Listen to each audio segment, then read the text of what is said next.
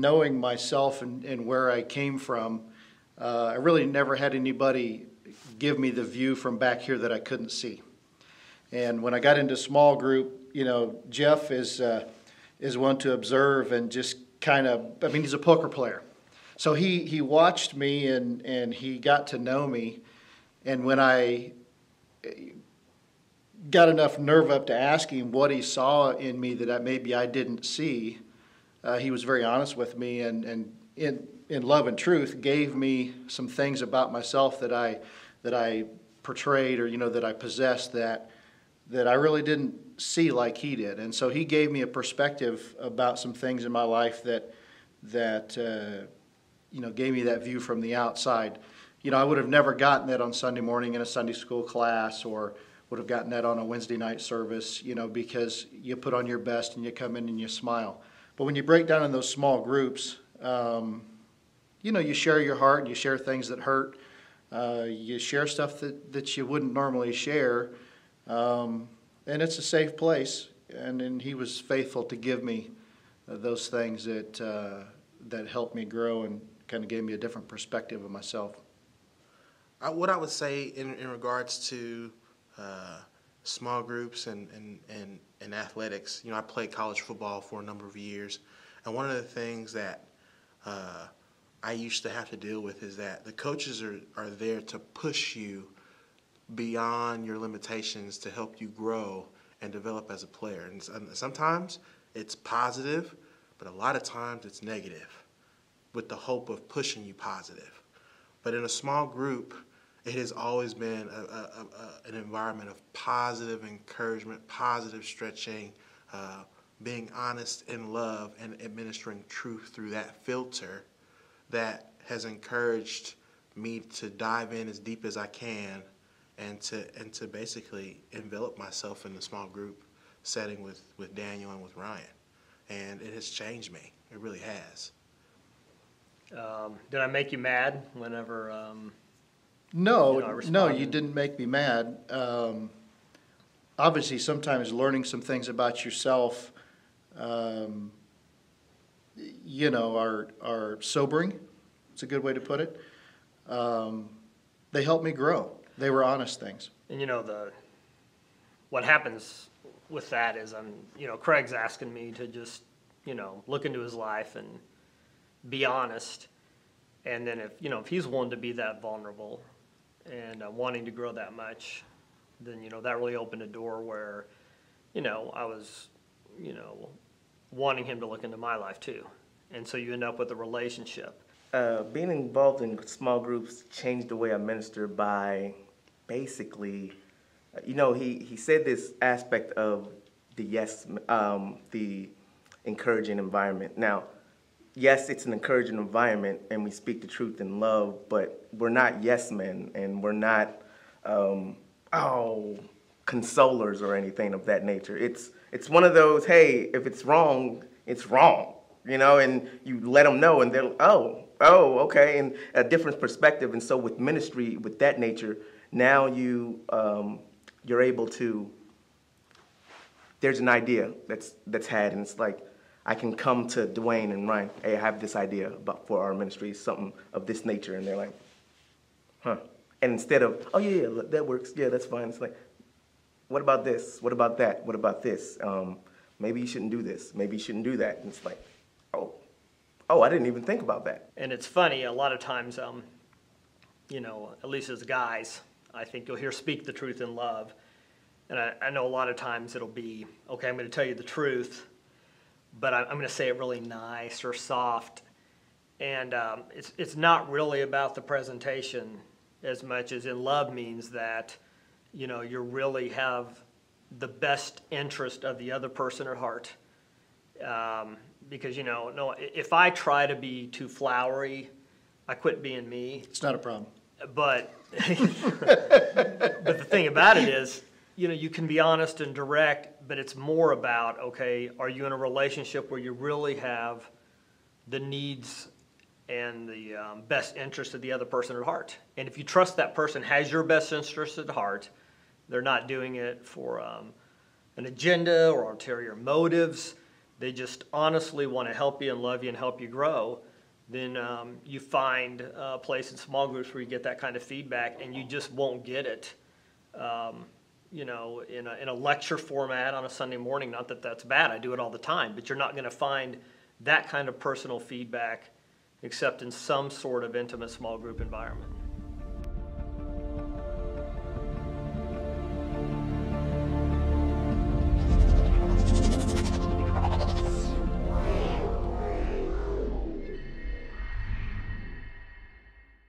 My name is Jeff Cox, just one of the pastors here at the church. Our senior pastor, Jeff Adams, is in Europe. He leads an Amsterdam team there every year. They do a missions discovery trip, so continue to pray for him. If you would turn to the back of your sheet, we're not going to go over a lot of this morning, but I just want to give you a preview. Next week, we're going to finish up the series Supply, and then down there on the bottom half of the page is a lot of descriptions of small groups. And I get a lot of questions about logistics and when are you going to get to the practicality of it, and you know, how does someone sign up, what do the groups do, and all of that. And we'll touch on that next week. But let me just say this, because a lot of people have been here a long time. There's a tendency to get in a hurry. I'll actually hear this. Why does it take 4 weeks to talk about this? Can't we just get going? And so I'm going to give you a little truth and love to start it off here, okay? I always think back to when the children of Israel made their exodus from Egypt after being there 400 years. And suddenly they were going to go. And you're looking at 2 million people plus. Moses, Israel's greatest leader, and they're about to go. Huge transformation for them. And as you get ready to take off, I'm sure there were some people that were saying, come on, let's go. Come on, let's go. And they were probably very healthy and very able to make the journey. Probably had their family packed up. All their kids were teenagers, and they're off and running. But then everyone who was mature and wise said, hey, what about the kids? What about the elderly? What about those who have some things that limit their capacity to travel quickly? You see, we're not just taking 500,000 who can run fast. We want to take who? Everybody. So why take 4 weeks? Why go slow? Why spell it out? Because here's the deal. Small groups isn't just for everyone who's already in a small group. Small groups will go clear down to preschool. Small groups will be in Sky Kids. Small groups will be in middle school.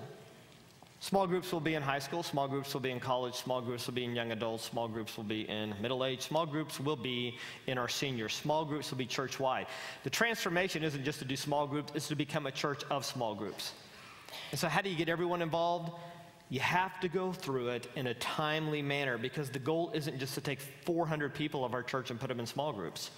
This will sound crazy. We'll leave the nursery out. They're not going to sit around in a small group and poop their diapers, and we're going to call that good. I get that.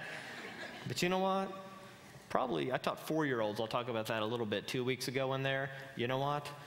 4-year-olds are put in a what? Small group. Small group isn't something that all of a sudden our students and our kids have no idea what it's about. And also when you become an adult, you do that. It'll be the DNA of our church growing up, and it takes time.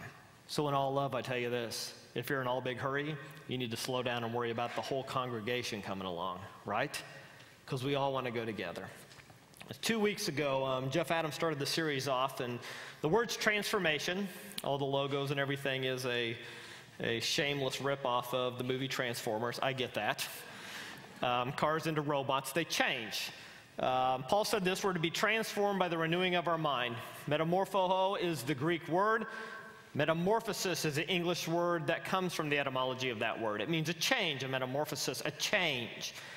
We are going through a change at a church, a transformation, and it requires always biblically by the renewing, the change of our mind. We need to change the way we think. And last week, or 2 weeks ago, when Jeff kicked us off, it was October 7th, and we looked at Ephesians 4:11 through 12. And this was changing how we think about our roles. And in most churches, if you would go, I don't know most churches, I can't quantify that. A lot of churches, you would go and they say, what do pastors do? Pastors are paid to do the work of the ministry, and hopefully the church grows. That's a very common belief. And Jeff went through, and we need to change the roles of what we think. And the passage is pretty clear in 11 through 12. It says this, and he gave some apostles, some prophets, some evangelists, and then this group together, pastors, teachers, for the perfecting of the saints, for the work of the ministry, for the edifying of the body of Christ. And that word perfecting doesn't mean sinless or we don't have problems. It just means equip. And that's your blank. Why go to a small group model of ministry? The first word is equip. It will help us as pastors to better equip a congregation. And Jeff was up here, and if you weren't here, I know I keep reviewing, but we're all going together. And you might not have been here 2 weeks ago, and I encourage you to get online. But he had 9 paid pastors up here plus him. Makes 10, plus 3 more, Harold Massey, Sam Shockley, Gary Hart over here I saw. Lay pastors at our church. So what is the job of the pastors? And he eloquently defined it. The job of the pastor isn't so much to go out and do all the work of the ministry, but to equip other people to do the work of the ministry. Why is that? So here's the reality. Because you'll do a better job. I want you to let that sink in. Because that is the biblical principle. There are things you will do much better in ministry for the kingdom of God than we as pastors are ever going to do. We're not gifted in those areas. And what happens in this model of ministry, we'll probably have 75 small group leaders to kick this thing off. They're in training right now. And some of you are saying, I'd like to be a small group leader someday. We're going to talk about that. We're going to invite you to do that. But here's the reality. You have gifts and abilities and potential that far exceeds pastors on this team. We need to equip you and unleash you for the kingdom of God. You know, I teach. There were a lot of times I would equip guys that would one day teach too. And in my mind, I thought, you know what? You're a more gifted teacher than I am. I wasn't like, oh, that sucks. I was like, good. You'll talk to more people. You'll be more effective. You'll reach more people. When I did junior high years ago, I have counselors that I helped equip in junior high that are now senior pastors at churches. I've got them, missionaries. Here's the deal. They're doing things I never did. You say, would you be a gifted church planner? No, I wouldn't. I would be horrible at that. Why not? I'm not friendly enough. I'm not extroverted enough. That takes a special gift set to do that. I'm not built that way. I could equip someone else and they could what? Do an awesome job. So the blanks, pastor, teachers, equipping, plus saints working equals building the body. Why else are we doing small groups? October 14th, last week I spoke on it, Ephesians 4:13. Till we all come in the unity of the faith and knowledge of the Son of God into a perfect, that means mature man into the measure and the stature of the fullness of Christ. Family is that word. And I had this, go ahead and put up the picture there of everyone. And here's the reality, and I talked about it last week, but I just want to hit it again. Paul's point is this in that passage. Unity of the faith means God really wanted a family, and we talked about that. And in fact, he even prays that in Ephesians chapter 3, I bow my knees of who the whole family on heaven and earth is named. Graceway, and so the question is Graceway a family? The answer is theologically, yes, it is. But does it function like a family? And you know, that's a loaded question. And there's really 5 groups. There's some people who are not in the family. And literally what that means is you've never by faith, as it says in Ephesians 4:30, you've never by faith trusted in the Son of God. And you're not in the family. And if you're not sure you're in the family, or you're sure you're not, or you have a question about that, you need to ask someone. You need to seek that out. Because we all get into the family the same way. And we talked about it last week. By what? By faith. But here's the reality. There's people who used to be in the family. And I know that's worded bad. I should have changed it this week. It doesn't mean you lose your salvation. It just means this.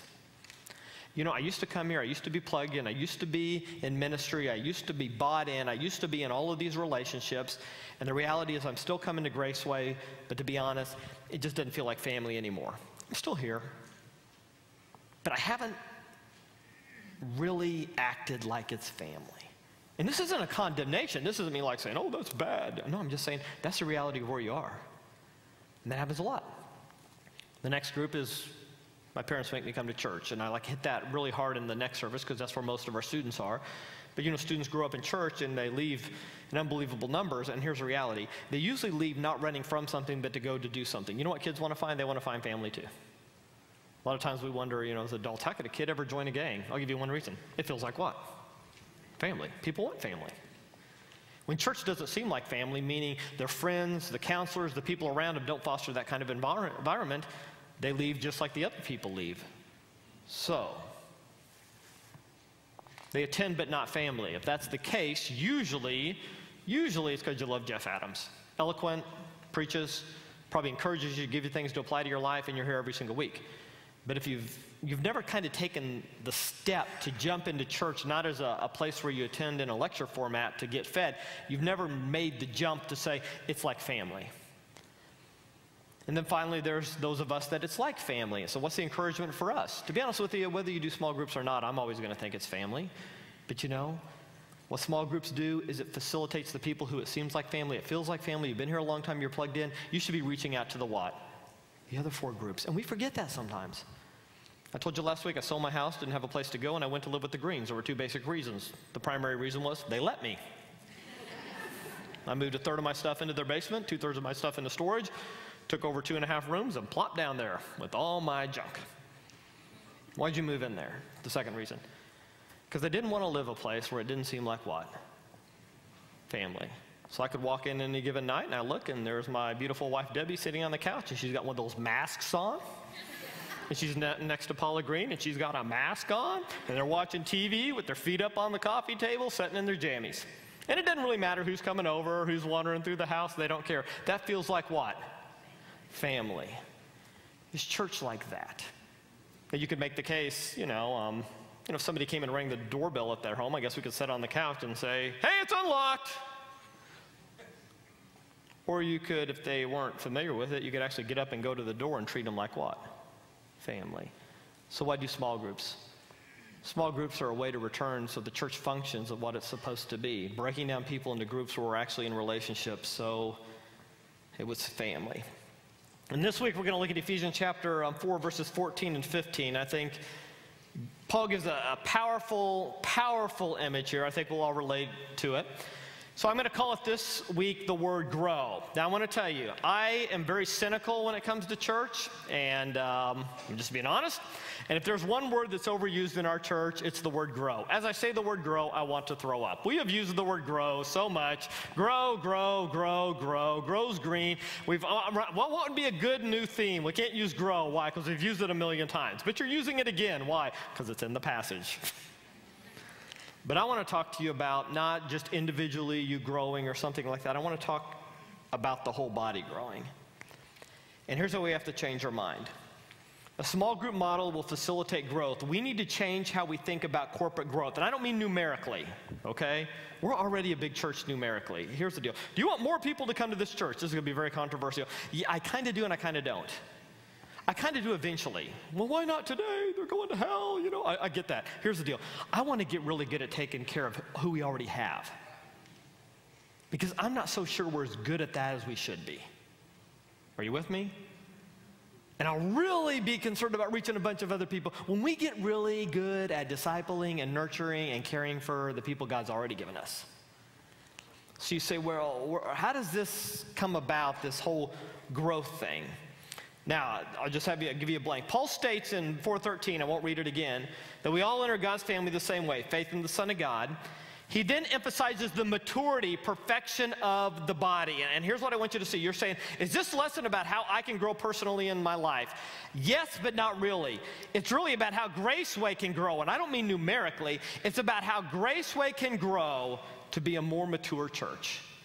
More mature in equipping, more mature in family, and more mature in growing. Now, we're going to jump someplace else real quick. Turn to 1 Corinthians chapter 12, and we'll look at verse 17, 1 Corinthians 12, 17. And then we'll get back to Ephesians, the passage today. But just out of curiosity, if you've grown up at church any time at all, or maybe you went to another church, how many of you ever taken a spiritual gifts test? Raise your hand. Just raise it good and high. Look around. Wow, it's a lot of people. Okay. All right. I remember when those really started being emphasized. And they started being developed in the 70s, because I remember when I was in my high school youth group that I took my first spiritual gifts test. It was at a Bible study at my youth director's house. And you say, Jeff, I get the feeling that you're going to make fun of spiritual gifts test. I am. Okay, here we go. So there'd be a test, and of course I was Baptist, so of course we took off healing in tongues and interpretation of tongues. Those were, because you don't want someone filling in that. Yeah, so that would cause a huge theological debate. So we filled it out, and they had listed like 10 things. And they ask you questions made by men to try to determine what the miraculous spiritual gift God had given you at salvation. And there were questions like this. So you see an old lady, and she's carrying a bunch of groceries, more than she has. I'm exaggerating for emphasis, but I like to. And so she leaves the grocery store, and she's getting ready to cross the street. You A, run over to help her. B, feel sorry for her. C, think she should have brought a car. A, your gift is serving. B, your gift is mercy. And C, your gift is prophecy, telling the truth. Okay? And then, of course, everyone took the spiritual gift test, and then you determine what it is. Now, here's what happened. My gift was always prophecy, because I'm like, I should have brought a car, you know? And what I didn't realize till later is I took a personality test. And the personality test was here. It was called a Berkman test, and Rick Dalton administers that. We have a class called Who Am I? It's a fascinating test. And on that test is one of the things that evaluates how direct you are in a personality. And it's on a scale of 1 to, and it's not 100, 99 is as high as you can go. So just take a guess, like 1 to 99 on directness. Guess what I score? I'm a 99. I mean, you don't have to wonder. I'm not trying to manipulate you. I'm just telling it like it is. So basically, I took the test and I scored prophecy. Now, here's what that meant to me at 15 years old. It was my excuse to be a jerk. No, you're really not good at that. No, you're really not attractive. You haven't lost as much weight as you think. It was just boom. And I would say, why? Because that's my spiritual gift. I don't have to be merciful. I'm not gifted in that way. And you say, well, that wasn't the intention, that wasn't the purpose. That's true, but the idea was I have a spiritual gift and everyone else what? Needs it. And I'm going to share it. And so you know why you take a spiritual gift test? So I can learn what I'm good at and get plugged into the body. You say, well, Jeff, if that's not how I find out, how do I find out what my spiritual gift is? Ask somebody who knows you and is close to you. They'll tell you. Hey, I really think my gift's this. And they go, yeah, I think it is too. Or they go, yeah, not so much. Up to Debbie, I really think my gift is mercy. She'd go, really? You know, I mean, and here's the deal. That's the easiest way to do it. You say, what are most of those spiritual gifts tests? Personality tests. They are. I'm sorry. But here's my point.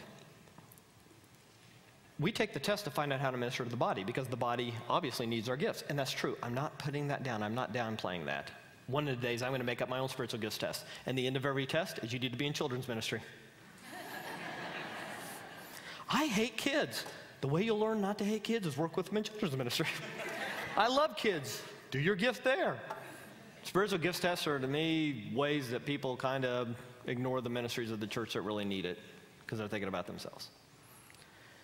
So you give me a contrast to that. Okay, 1 Corinthians chapter 12, verse 17. And I'm not saying you don't need to find out your gift and plug into the body. I'm over-exaggerating to prove a point. Verse 17. If the whole body were an eye, where were the hearing? If the whole were hearing, where were the smelling? But now if God set the members, every one of us, in the body as it pleaseth him. And if we are all one member, where the body? But now are they many members, but yet one body. Now here's the issue Paul's dealing with. And there's Jews and Gentiles in this church, and there's conflict and all this. And look at, the eye cannot say unto the hand, I have no need of thee. Nor again the head to the feet, I have no need of you. Yea, much more the members of the body which seem to be more feeble are what? You know what the real spiritual gift test is this? I need to find out what I don't have in my life and realize I need it from other people. Now let that sink in. Because here's men, and today it's for us. Because here's the deal. My greatest sin will be self-sufficiency and thinking I don't need anyone. So men are much less likely to be involved in a small group. Because here's what we believe, and I'm going to talk about it. I don't need it. And the reality is, we do. So I got Jim Glasgow out of here. Looking at him. I take a spiritual gift. You know what? I'm a teacher and I'm a pastor. Jim really needs me. Would you need Jim? Not really. I pretty much got it figured out. You know what Paul says? Paul says you need him. And you need Baker and you need Jeremy and you need the other gifts. You know why people quit coming to church? They don't think they need it. You know the sad thing is? They desperately do. Well, why does that happen? Well, that's what we're going to talk about. So go back to Ephesians chapter 4. But here's the first thing I want you to see. Do you need to be in relationships with people? Absolutely. Why? You need them. Your tendency is to think you don't, but you do. In Ephesians chapter 4, verse 14, and Paul creates this image here, and it's powerful, and that's why I love the Word of God. It has all these metaphors, it has all these similes. If you've grown up here any time at all, the two most important words in the Bible, like and as. Paul paints pictures with things we can understand to teach us truth. So here's where Paul starts this thing off about grow. Here we go, verse 14. That we henceforth be no more children. Just let that sink in because he's starting out with a negative. Tossed to and fro and carried about with every wind of doctrine by the sleight of men and cunning craftiness whereby they lie in wait to deceive. Paul begins by stating the negative and the emphasis on what we should not be. He says we should henceforth be no more children. The Greek word napios refers to infancy through early teenage years in physical development and understanding. But he starts off here and he tells all of us, I'm writing this, and we're going to talk about the purpose of the church and relationships and all this stuff. So we're not supposed to be this thing anymore. It's called children. So let's just begin, because I think we understand this. We all begin our life as children, obviously physically, but intellectually, relationally, emotionally, and lacking wisdom and influence. So Paul uses this word napios in other places in Romans 2:20, 1 Corinthians 3:1, Galatians 4:3. We're not going to turn there, but in all those passages it's to refer to someone who is simple-minded, not wise, unskilled. So for all of you parents out there, would you consider your kids overly wise when they were 5 years old? I mean, were they just the beacon of wisdom? I mean, did you come home with your 5-year-old, had a rough day at work, what do you think? You didn't. You knew they didn't. Why? They were children. Relationally, were they mature? You know, at the first time they had a toy, you know, they looked up at you and somebody else wanted their toy, and they, after generosity, said, Dad, share, here. No! They didn't want to share. In fact, you bought everyone else gifts at their birthday party because no one wanted to share with each other at 1 year old. Here's the point. The point is we start out immature. And Paul's saying, listen, don't be children anymore. He uses metaphors of wind and sea. And the illustration is like there's this storm in life, and it's knocking us all over the place. It's like you're out on a ship, and the sea's knocking you back and forth, and the wind's blowing you back and forth. And what's the answer to that? And we'll get to it in a second. It's truth and love. But here's the point. Not only are you like that, which means, here's the blank, you're easily deceived, and I'm going to talk about that, gullible. At the same time, and here's the argument, there are deceptive people teaching lies in every area of life. I'm going to take the time to turn there, but in John chapter 8:44, Jesus talking about the devil basically says he's the father of lies. Okay? So what does it mean by, you're going through the passage here, and he's talking about it, and he says, by the sleight of men, cunning craftiness, whereby they lay in wait to deceive. Kubia is that word for sleight. It literally means this, refers to dice players who would cheat. Now I go through all of that because he uses this metaphor in a storm, and you say, give me the bottom line. So here's the bottom line. And I'm going to take some time. I'm going to slow down here. Some of you are thinking, thank God, slow down. Here we go. We are born with a propensity to believe lies. That's Paul's point. Because he's talking to adults here. He's not teaching 3-year-olds. He says, don't be children anymore. In what way? Now get this. This is so important. We enter this thing called the human race with a propensity to believe lies. Now, here's the next point. We are surrounded by liars. I want you to let that sink in. We're born easily deceived and gullible with the propensity to believe lies, and we're born into a world full of what? Lies. I'm teaching, I call this big group, big church. 2 weeks ago, I'm teaching 4-year-olds here. Somebody was gone, I was a substitute teacher. So I'm sitting in there with 4-year-olds. And they're all sitting around me on the floor, and I'm teaching a lesson about Elijah getting fed by birds. Okay. And I'm talking to them. I look down, and they're 4. And I just think, one of them could raise their hand. Pastor Cox? Pastor Jeff, yeah. What'd you do this week? Hey, kids, you know what I am besides a pastor? I'm an astronaut. And last week, we had a special mission. And I went to the moon and walked around. And it was awesome. Okay, see you next week. And then you got a 4-year-old. Hey, who taught your class today? Pastor Jeff did.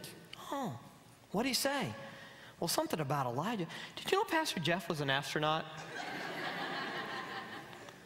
Now, if you believe that too, man, you're stupid. But, you know what the point is? 4-year-olds will believe what? Anything. Yeah, but that's because they're 4. you will too. Maybe not that. But you know what? I'm going to tell you this. If I had to fill in next week in Sky Kids and do the same thing in 4th grade, I wouldn't be able to pull it off. There's a lot of difference between a 4-year-old and a 4th grader. And I got news for you.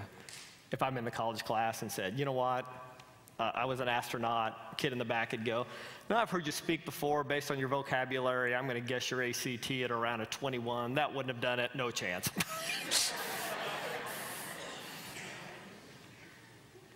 Here's the point. We're born with a propensity to believe lies, and we're surrounded by what? Liars.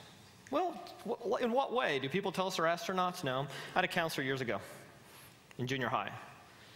A man, husband, family, and we're talking one time, pretty good conversation. I won't tell you who it is, but for the sake of this conversation, it's Joe. I don't think I ever had a counselor named Joe, so Joe's talking to me and said, I can see you struggle with some insecurity. And I go, Joe, why do you struggle with that? I never forgot it. He told me this. You know, Jeff, my dad never told me I'd amount to anything. Now, this guy's a full-grown adult. Now, is that truth or a lie? Is that truth or a lie? That's a lie. His father was a liar. But you know what? That was still somehow what? Locked in his brain. You know what youth directors do most of the time? Well, middle school and high school, I don't know what they do. Okay. I'll tell you what we do most of the time. We're trying to diffuse lies. Girl's 15. You don't have to put out to find love. That's a lie. You don't have to look like she looks. That's a lie. You hit puberty and you wonder why every time you're going into a store you want to look over at a magazine. It's because you see your guy and you like to look at naked women. It doesn't mean there's anything wrong with you. It's just something you're going to have to deal with you. But there's nothing wrong with you. Because if you grow up in church and someone says, oh, I can't, the mother, I can't believe you'd want to look at pornography. Really? You can't believe a boy would want to look at an extra naked girl? Really? You can't figure that out, Mom? Really, that's a leap for you? I mean, like, wow, I can't believe my 13-year-old boy would. Really? You can't figure that out. It's lies, lies, lies. And then we grow up and we believe these lies so long, they get lodged in our head. So how do we overcome that? Why small groups? Ephesians 4:15, and here's Paul's answer to it. But speaking the truth in love may grow up into him, and I love this phrase, in all things, which is the head, even in Christ. We're going to grow up into Christ. So here's your blanks, and we'll look at this a little bit next week. We're to grow from Christ next week, if you do the blanks, to Christ. But that's not what I want to emphasize this morning. Every area of our life. So you're saying that I'm going to grow up and be a better small group leader and a better Christian, a better Sunday school teacher, and no, all areas. So let's just open it up, because I believe what the Bible says in all areas of our life. So let's jump in. So how is your marriage growing? How's your family growing? How's individual character in your life? Are you more patient than you were? Are you more loving than you were? Are you more joyful than you were? Are you more serving than you were? Are you more patient and long-suffering than you were? How's your family? How's your relationship with your kids growing? How's your career growing? How's your wisdom growing? How are you growing scholastically? How are you growing intellectually? How are you growing in your influence for the kingdom of God? How are your skill sets growing? How is your leadership growing? How are you taking care of your body also? How are you growing? You said you'd go back to school. Why didn't you? You wish your marriage would be better. Why isn't it? You wish you'd have a better relationship with your adult kids. Why don't you? See, we plateau in our life. Why? We believe lies. And we have a propensity to believe lies, and everything in this world keeps what? Lying to us. They did a study recently. If you don't make this much money yet, it won't mean a lot to you, but you think about people want to make more and more and more and more and more money, and they'll tell you, even natural statistics say this, for a family household, around 60,000 is when the happiness gap stops. That means once you get to 60,000, if you're relying on money to make you, which, pretty basic two-income family in the United States of America, some of you making less than that and struggling, I get that, basically says that's it. But once people get to 60,000, how much more do you think they want to make? More, more, more. I remember Wall Street 2. I love the movie. They ask the question, how much is enough? He looks at him and says, more. Even though statistics say it doesn't produce more happiness. It's a lot. It's a lie. A lie, a lie, a lie. So what's Paul saying here? Speak the truth in love. What's necessary to facilitate growth in every area of your life? Number one, here it is. Truth is our friend. Even though it's painful sometimes. So where do we get it? And this is basic, but I want to lay it out here. And this isn't what it's about today, but I just want to say this. This is truth, the Bible. So I'm going to ask a very basic question. This isn't like I'm getting on you or anything like this, but this is truth, okay? Do you read this every day? Because you have a propensity to believe lies, and you're born into a world that will lie to you all the time. This is God's truth that he wants to speak to you every single day. So that's one way you get truth, okay? Now, the lesson today is not on, that's on small groups, not reading your Bible. So we're going to read the Bible in small groups. That's not the point. The point is you need truth from there. Number two, I would say this. In the context here, if you look early up, he gave some pastors and teachers. Hopefully, I'm speaking truth today. You say, well, I'll give you 75%. Okay, well, 75% is true. So, and you're all doing it this week, but do you have time every week where you're sitting under the teaching of a pastor teacher who's speaking truth to you? And just let that sink in. Because I tell you what we found in our model of ministry. We found a lot of people who are running all over the church doing all this service, but they were never under the teaching of a pastor teacher. Those are God's gifts to the body. Jeff Adams every week speaks truth. Everyone should sit under that. So that's happening true. Well, then why small groups? Okay. Go to verse 25, same context, and here's the case I want to make, because there's two places we get truth from in this context. One, pastor's speaking it, but here's a powerful one about the church. Wherefore, putting away lying, speak every man truth with his neighbor, for we are members one of another. We're supposed to get it from the Bible directly. We're supposed to get it from big group. But here's another place we're supposed to get love. We're supposed to speak truth with our neighbor. So who is, well, before neighbor, who's someone who loves me? And here's the thing, guys, and you need to get this. And turn the sheet to the back. I want to go through this. And I said it in the video. I'm sitting down there with Craig. And here's the reality.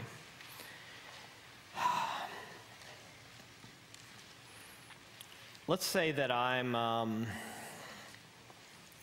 picked on Jim earlier, Jim Glasgow, and let's say there's something I have to tell him that's encouraging to him. Like, I really appreciate how you use your business for influence for the kingdom of God. Very encouraging. Okay, that's good. But let's say there's something tough I have to say to him. Here's what we think truth and love means. Truth and love means I'm going to say, all right, Jim, sit down. I need to tell you something. How you doing today? And I got news for you. That is not his personality, and that is not my personality. That's going to be an awkward conversation. Speak the truth in love isn't about, is the presentation important? Yes. Should you just throw off the handle? Yes. Am I too direct? Yes, I get all that. But here's really speak the truth in love. It means this in the book of Ephesians. Love, God's love for us, love for each other, it means this, that you genuinely have the best interest of the other person at heart. No ulterior motives, no agendas, no selfishness, no trying to get something out of it. It literally means this. In the end, I know above all else, you don't judge me, you love me unconditionally, you have my best interests at heart, and I need to be in a relationship where I can do truth with you. Now, why with? The word is meta. And it's a funny word, and a lot of the paraphrases of the Bible, and I'm not messing with them and saying it's bad, but what they say is you need to speak truth to each other. And I'm not saying that's, well, I am saying that's incorrect. That Greek word is always after or with. So why did they translate it that way? Because they think since we're talking, we speak truth to each other. But I want you to think of how powerful the word with is. If I were to say, I'm going to go teach some fourth graders, and I need really some help, and I see Ralph Tucker over here, and I say, Ralph, will you go do this with me? With is a powerful word. I always think back this to junior high. You couldn't date yet, so you did this. Will you go with me? Well, where were you going? Well, I didn't have a car. It just was the very first way you could say relationship with me. Now get this. Where else do we get truth? We're supposed to experience truth with our neighbor. Not just read our Bible, not just hear it taught, although those are important, with each other. A lot of us have believed lies, and to be honest, we're not going to grow and get past it as a body until we're speaking what? Truth with each other. Why don't we do it? There's a lot of reasons, but one reason is in American society, we just don't do it. We show up, we attend, we're only so close, scares us. You're a guy here, you're thinking, I don't know. I get it. I'll tell you a story. There was a guy. He would be somebody who I knew had my best interest at heart. I had a relationship with him, what small groups are supposed to foster. And there was a time in my marriage when Debbie was not happy, and I was a good guy. As a husband, I'm thinking, why aren't you happy? I'm happy. I'm happy. Why aren't you happy? Why don't you get happy? Why don't you be happy? I go to church all the time and feel pretty good about myself. And this guy comes up to me in love, and he says, what do you really want for Debbie? And I said, you know what? I just want her to be happy. That's what I want her to be happy. He looked at me and he goes, why? Now he's got me thinking. I want her to be happy because when she's not happy, I'm not very happy. And then I think, and I'm looking at him. I go, I guess that's pretty selfish. Now he has a choice. And here's what I say 90% of you would do. No, Jeff, that's a nice thing. No, Jeff, that's a good thing. Oh, Jeff, we all struggle. And he looked right at me and he goes, yeah, that is pretty selfish. I'm going to tell you something.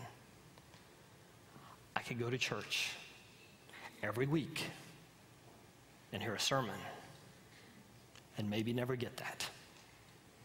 And I could do my devotion every week and deceive myself into thinking that I just want her to be happy.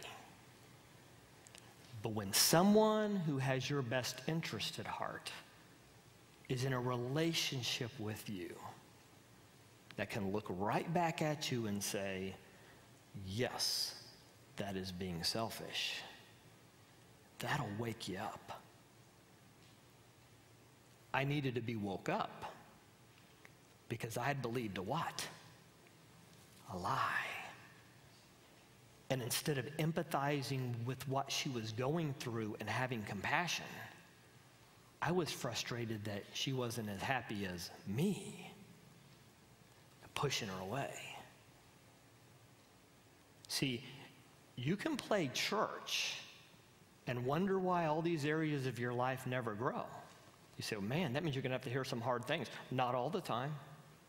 You know, sometimes we make all these changes at church. I'm fearful too. Oh my gosh, what are we doing? And then I got to talk to some guys. Think we're on the right course? And they come alongside me. Yeah, stay the course. Yeah, stay the course. We prayed about this. This is where God directs us. No fear. Stay the course. The sin of self-sufficiency with no reliance on other people means I would be doomed to always believe what? Lies. Well, Jeff, do you think there's a lot of lies at church? I believe there's more lying that goes on at church than any other place on this planet.